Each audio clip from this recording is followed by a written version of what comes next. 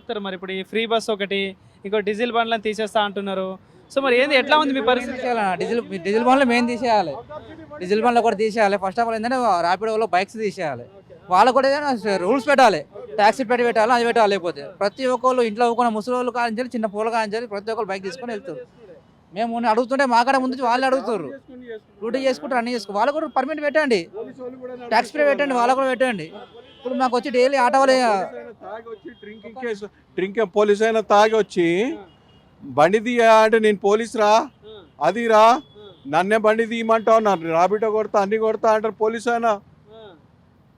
కాకి షర్ట్ లేదు, కాకి ప్యాంట్లు ఉంది, పోలీస్ అని రాసి ఉంది బండి మీద, ఆయన రాబిటో నడిపిస్తున్నాడు. అలాంటిది మేమెందుకు ఆటో డ్రైవర్లము? పేరుకేనా? పేరుకి ఆటో డ్రైవర్లమా మేము? రాగానే మరి ఆదుకుంటా ఆటో డ్రైవర్లు ఆదుకుంటున్నాండి.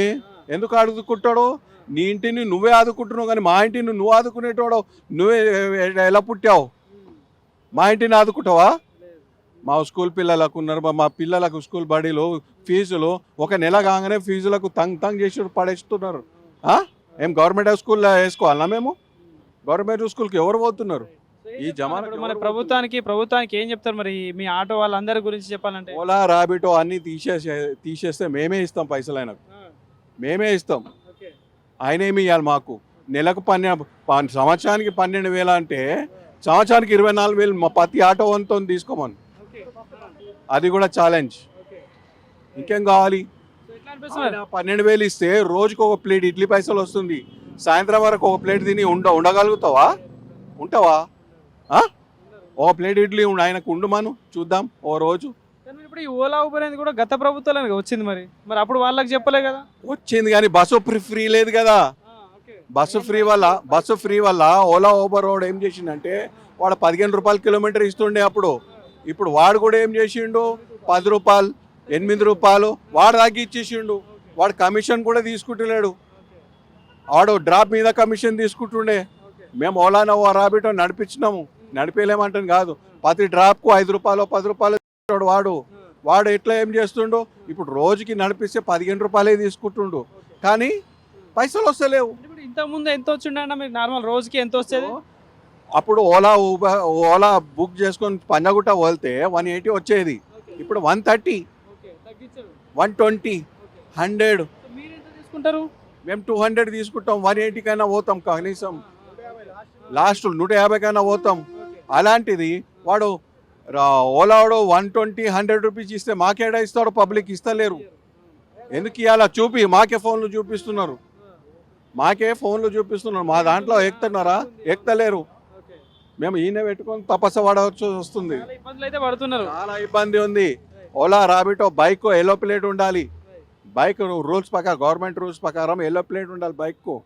ప్రతి ఒక్కటి నడిపిస్తున్నాడు. పోలీసు వాళ్ళు నడిపిస్తున్నారు, వాళ్ళు నడిపిస్తున్నారు, వీళ్ళు నడిపిస్తున్నారు. మేము ఎందుకు? మేము ఆటో 5 లక్షలన్నర ఆటో తీసుకొని సిటీ పాసింగ్ బండి బేకార్ ఉంది. ఎందుకంటే ఆయన స్వార్థం కోసం బస్సు ఫ్రీ పెడతా, ఇది పెడతా, పెళ్ళికి బంగారం ఇస్తా, అది ఇస్తా. ఎవరికి ఇచ్చిండు? ఎవరికి గతి లేదు ఇప్పటి వరకు. ఎవరికైనా తీసుకున్నాడు ఇక్కడ రమ్మని, ఎవడైనా తీసుకున్నాడు ఇక్కడ రమ్మని. రేవంత్ రెడ్డి గారికి ఏం చెప్తారు? అవసరం లేదు ఈ ప్రభుత్వం, మాకు అవసరం లేదు ఇలాంటి ప్రభుత్వం. ఇలాంటి క్యాండిడేట్ మనకు అవసరం లేదు. అర్థమైందా?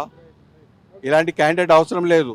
ఒక వ్యక్తికి మంచి చేయాలంటే 10 సార్లు ఆలోచించి మంచిగా చేయి. ఇంకో ఎదుటి వానికి ఖరాబ్ చేయకు. కొందరికి మంచిగా చేస్తావు, కొందరికి చెడు చేస్తే వాని పొట్టలు కాలవా? మా పొట్టలు కాలుతున్నాయి. ఇప్పుడు పొద్దుగాల వచ్చిన 9 గంటలకు ఇప్పటివరకు బోనిగా కాలేదు. 10 రూపాయలు బోనిగా కాలేదు.